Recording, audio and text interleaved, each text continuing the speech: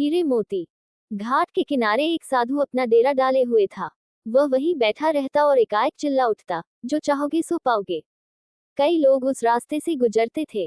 उसे ऐसा चिल्लाते देख लोग उसे पागल समझ लेते थे। कई लोग उस पर हंसते तो कई लोग उसका मजाक बनाते। फिर एक दिन एक युवक उसी रास्ते से गुजरा।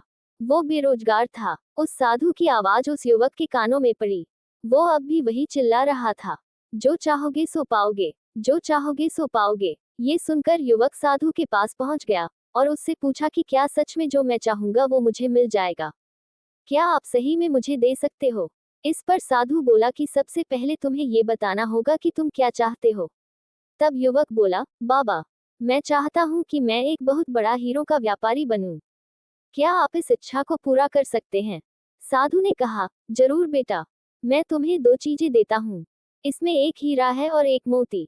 इनसे तुम जितने चाहे हीरे मोती बना सकते हो। ये सुनकर युवक बेहद खुश हो गया। साधु ने युवक से कहा कि वो अपनी दोनों हथेलियां आगे बढ़ाए। जैसा साधु ने कहा वैसा ही युवक ने किया। साधु ने युवक की पहली हथेली पर अपना हाथ रखा। फिर कहा कि यह सबसे अनमोल हीरा है। इससे तुम जितने चाहे हीरे बना सकते हो। ये हीरा समय है। इसे मुट्ठी में जकड़ कर रखना। इसे कभी भी हाथ से निकलने मत देना।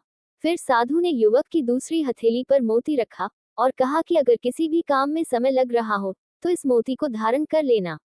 यह मोती धैर्य है। इससे तुम जो चाहो वो हासिल कर पाओगे।